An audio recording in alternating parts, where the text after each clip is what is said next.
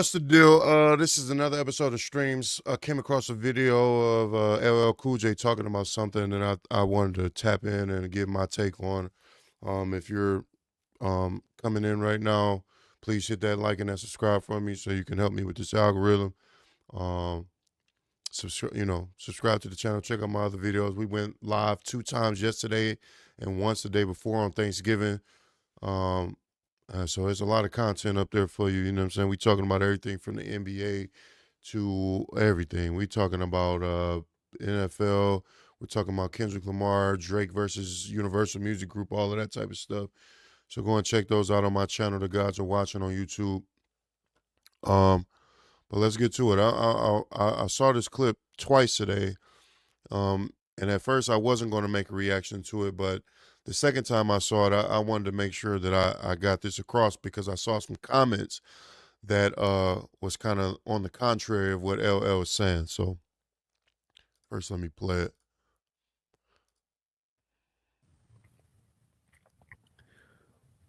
it. You know, I'm gonna say this with humbly, but I really mean this. I think one day people are gonna wake up and realize that LL Cool J is the most important rapper that ever existed. I truly believe one day people are gonna say that.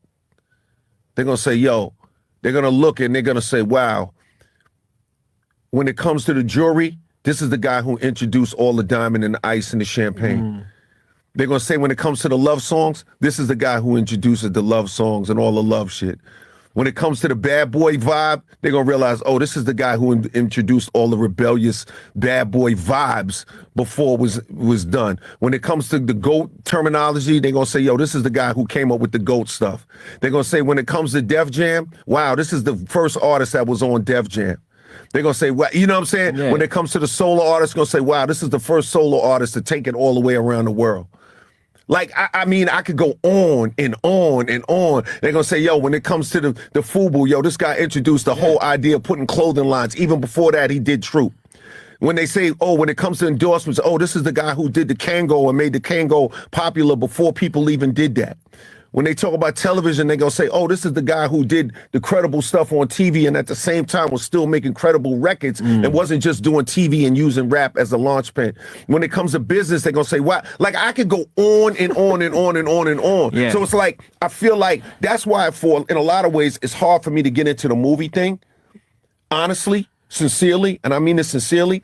And it's like, that's why it's not really that interesting for me because I'm doing so much and I've done so much for the culture that it's almost like it's unfathomable.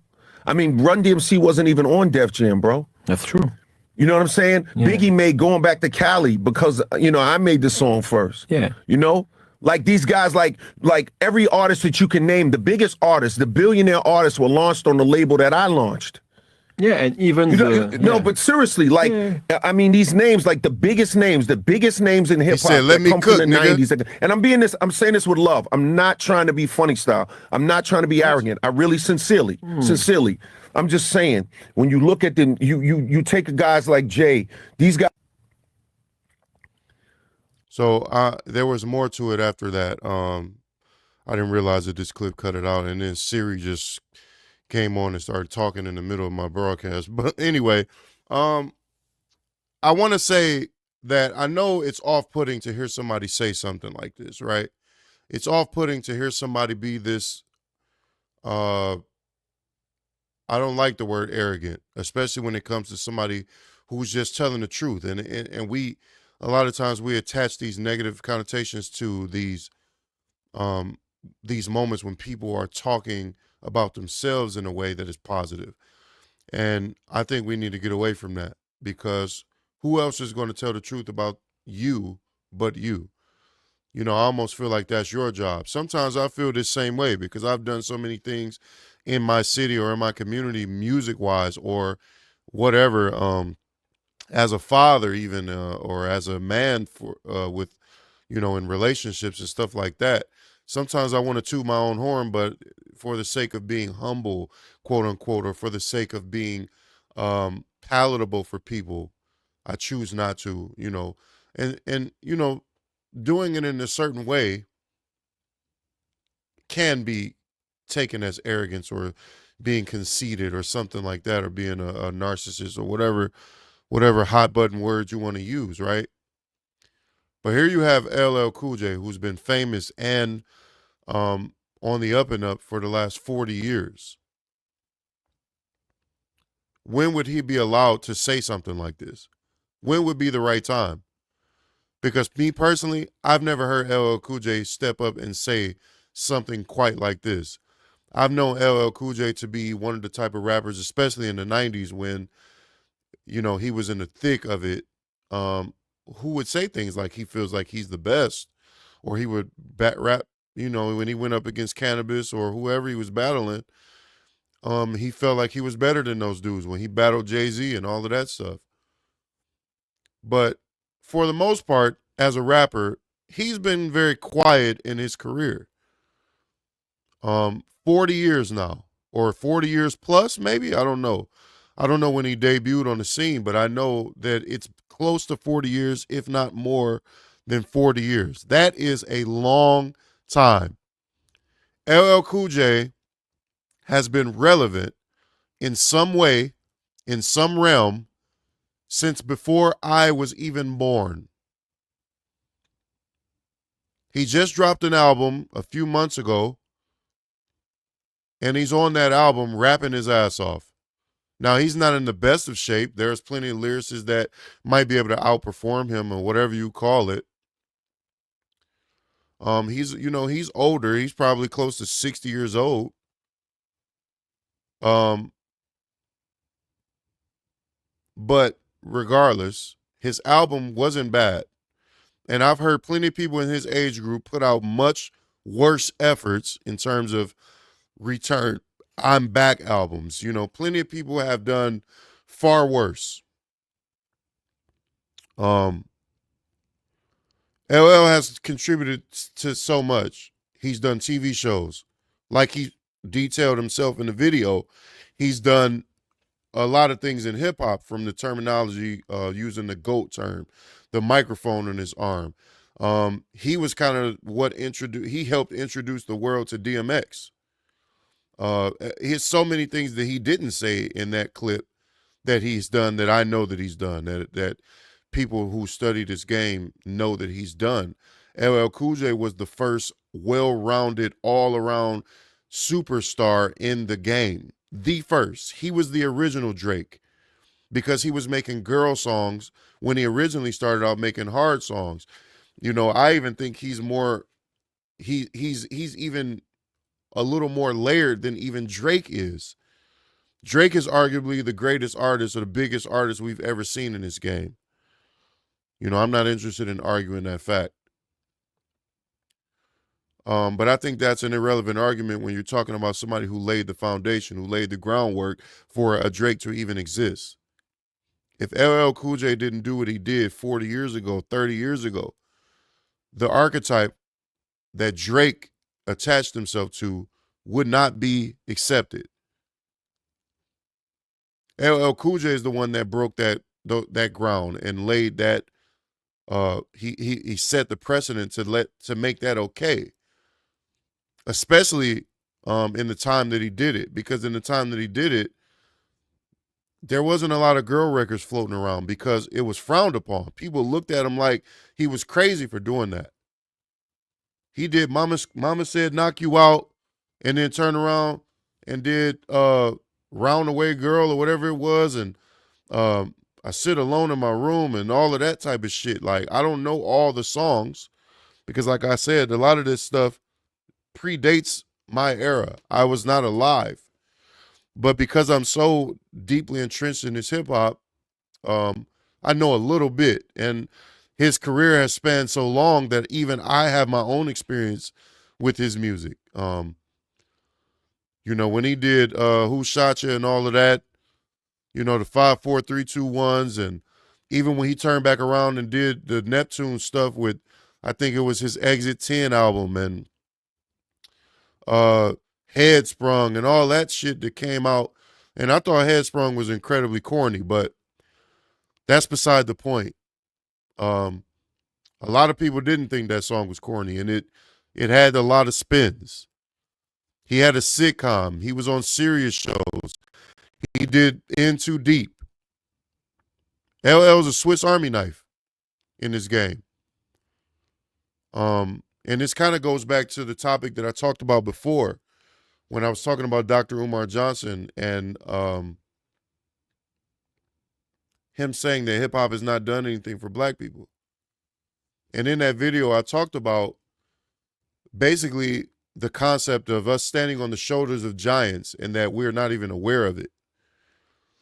We all walk around and we reap the benefits of the people that predate us, that preceded us. And we reap those benefits unknowingly. You know, we soak up all of this game, and we soak up all of these benefits that people before us laid the way for. They did that on their own. You know, it's the same argument you can make for the NBA. All of those superstars that came before Kevin Durant and Steph Curry and LeBron James or Kevin Garnett or whoever you want to name. There's plenty of superstars or stars in the basketball game that came long before these people that we have come to know and love, that made it possible for them to get the $30 million contract, the $25 million, the $7 million, the $15 million. Because just 30 years ago, 35 years ago, Magic Johnson was getting paid a fraction of that. Michael Jordan was getting paid a fraction of that. Larry Bird was getting paid a fraction of that. And so you sit in a privileged position now to sit modern day and sort of downplay the efforts of the old game. It's the same thing that's true in the rap game. We're quick to discount these older rappers because they're corny or they're outdated or they're out of touch, or we look at their style and their music as corny or it's slow and it's old now. But if LL hadn't done what he did, he was the first artist on Def Jam. Def Jam is a very important cornerstone for hip hop. If Def Jam didn't happen, hip hop wouldn't look the way that it looks today. Def Jam was our first label. You had the Sugar Hill Gang Records or whatever it was called, but that was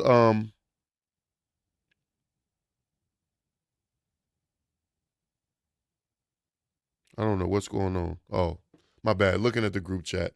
But those, that record label wasn't necessarily the monumental,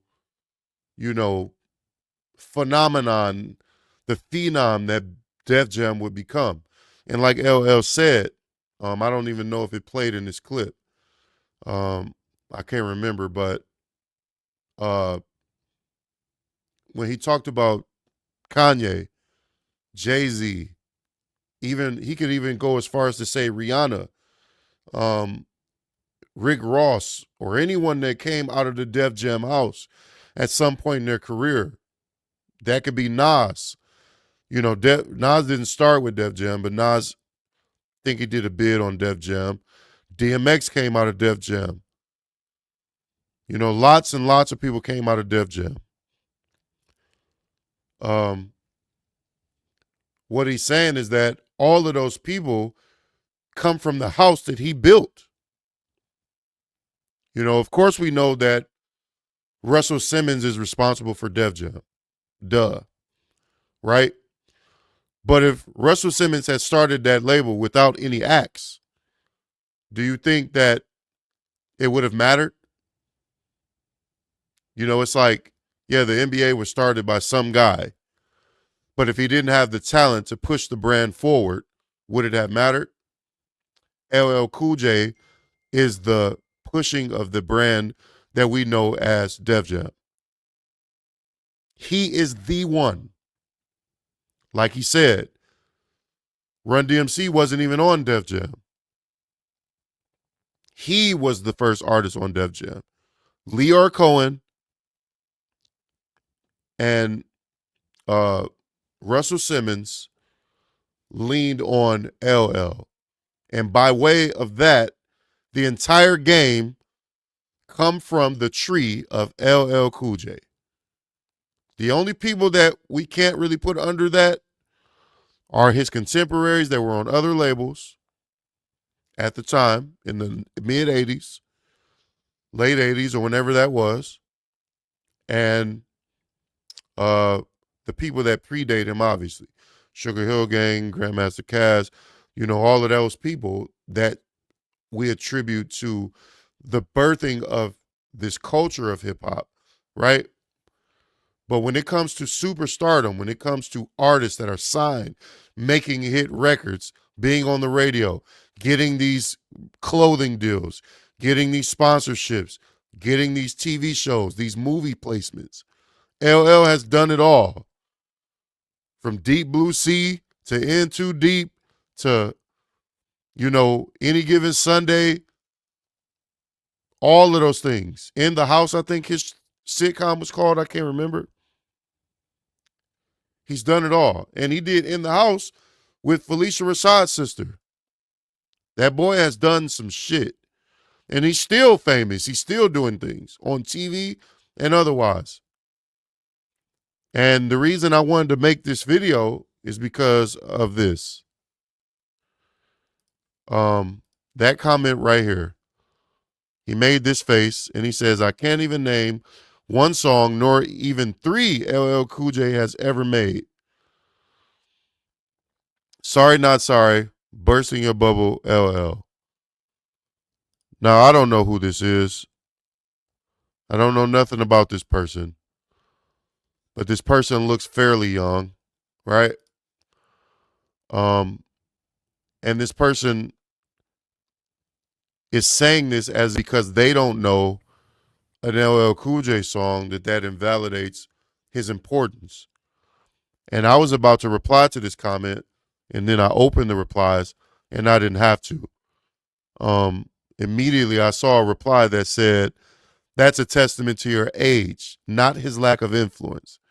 And these are women saying this. And I just want to make it clear that